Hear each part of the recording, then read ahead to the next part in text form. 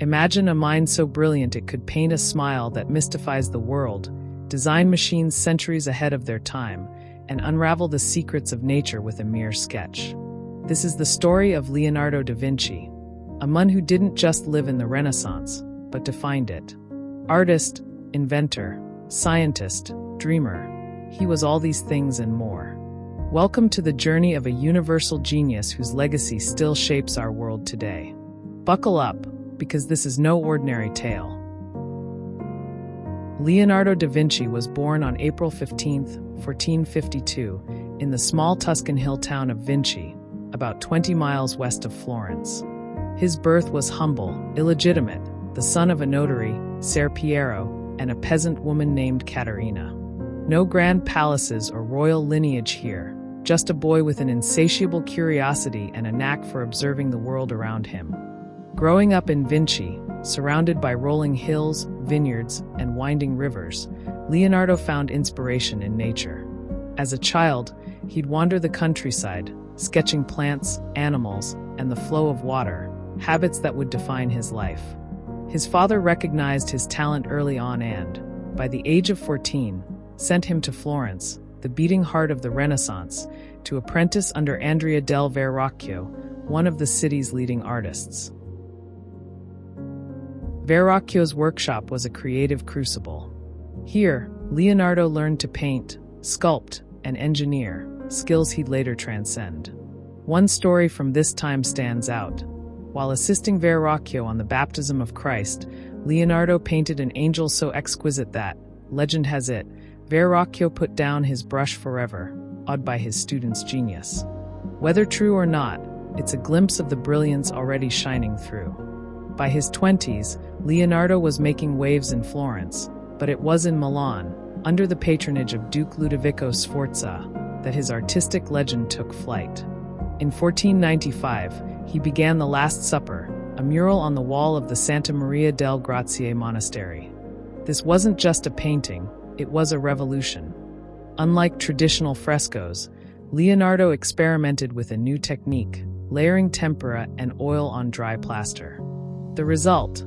A vivid, emotional scene of Christ and his disciples at the moment of betrayal, each figure alive with expression and movement. Look closely. Judas clutches a money bag, Peter grips a knife, and the apostles' gestures ripple outward like a shockwave. But that experimental method came at a cost. The painting began deteriorating within decades. Even so, it remains one of history's most iconic works. Fast forward to 1503, back in Florence, and enter the Mona Lisa. A portrait of a merchant's wife, Lisa Gherardini. This painting is deceptively simple, a woman, a smile, a distant landscape. Yet it's anything but. That enigmatic smirk, those eyes that seem to follow you, the sfumato technique blending colors into smoky softness. It's a puzzle that's baffled viewers for centuries. Was she happy? Mocking? Melancholy? Leonardo never told us.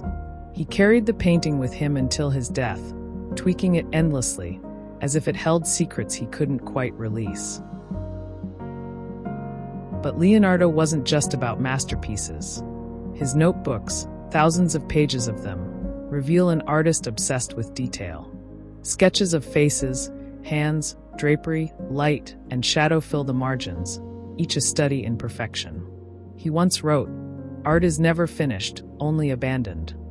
For Leonardo, every brushstroke was a step toward the infinite. If Leonardo's art captured the soul, his inventions captured the future. His notebooks are a treasure trove of ideas, over 13,000 pages of drawings and notes, written in his quirky mirror script, as if guarding his thoughts from prying eyes. Take his flying machines. Centuries before the Wright brothers, Leonardo dreamed of human flight. His ornithopter, inspired by birds and bats, featured flapping wings powered by human muscle. He sketched parachutes, helicopters, and gliders, theorizing lift and drag with uncanny precision. Did he ever build them? Probably not. Wood and cloth couldn't match his ambition.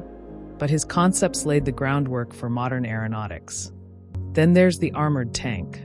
Picture this, a turtle-shaped war machine, clad in wooden panels, bristling with cannons, rolling into battle. Designed for the Duke of Milan, it was a vision of mechanized warfare, though, again, never built. Why? Some say the gears were intentionally flawed, perhaps a pacifist's subtle rebellion against war. Leonardo's practical side shone too. He sketched bridges that could be assembled in minutes, water pumps to drain swamps, and even a primitive robot, a mechanical knight that could sit, stand, and wave its arms. These weren't just doodles, they were blueprints from a mind that saw no limits. As he put it, the noblest pleasure is the joy of understanding. For Leonardo, invention was understanding made tangible. Leonardo didn't just imitate nature, he dissected it, literally and figuratively. His scientific curiosity was boundless, and his tools were simple: a pen, a knife, and an unquenchable thirst to know why. His anatomical studies are jaw-dropping. In an age when dissecting corpses was taboo, Leonardo secretly obtained bodies, sometimes from graveyards or hospitals, and peeled back their layers. He drew muscles, bones, and organs with a precision that rivaled modern textbooks. His sketch of a human fetus in the womb, based on dissections of cows and humans, was centuries ahead of medical science. He even theorized that the heart pumped blood in a circuit, anticipating William Harvey's discovery by over a century. Water fascinated him too. He studied its flow, sketching eddies, waves, and currents with an artist's eye and a scientist's rigor. He proposed canals and flood controls, advising rulers like Cesare Borgia on engineering projects. And then there's the Vitruvian Men, that iconic drawing of a mun in a circle and square, blending art, math, and anatomy into a symbol of human proportion. It's not just a sketch, it's a manifesto of harmony between mun and universe. Leonardo's science wasn't perfect. He mixed observation with mysticism, believing, for instance, that the Earth was alive. But his method, questioning, experimenting, recording, was a precursor to the scientific revolution. He once said, "Nature is the source of all true knowledge." For him, every leaf, every vein, every ripple held a lesson.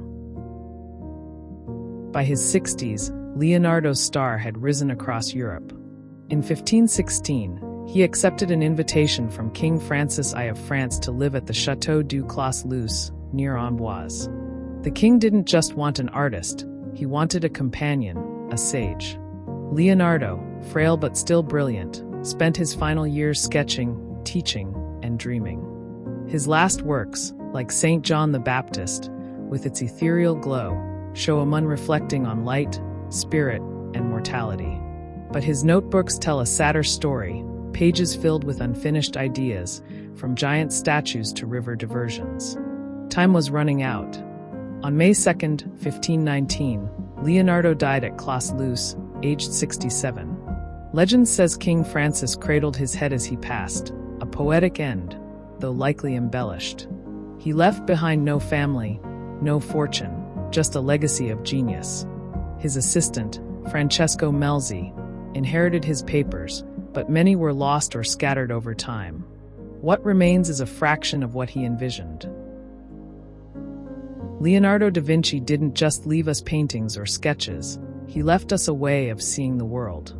His art still draws millions to the Louvre, where the Mona Lisa reigns supreme. His inventions inspire engineers, from robotics to aerospace. His scientific curiosity paved the way for thinkers like Galileo and Newton. But perhaps his greatest gift is his mystery. Why did he leave so much unfinished? Was he a perfectionist, a procrastinator, or simply a man with too many ideas for one lifetime? His notebooks hint at the answer. I have offended God and mankind because my work did not reach the quality it should have. Humble words from a titan. Today, we call him a Renaissance man, but that label feels small. Leonardo was a bridge between eras, medieval and modern, art and science, dream and reality. He showed us that genius isn't about mastering one thing, but everything. As he wrote, learning never exhausts the mind. 5 centuries later, his mind still teaches us. So, who was Leonardo da Vinci? A painter who captured the human soul. An inventor who saw the future. A scientist who questioned the stars. He was all these and none, because no box could hold him. His story isn't just history, it's a challenge to look closer, think deeper, and dare to imagine. Thanks for joining us on this journey through the life of a universal genius. Until next time, keep dreaming big.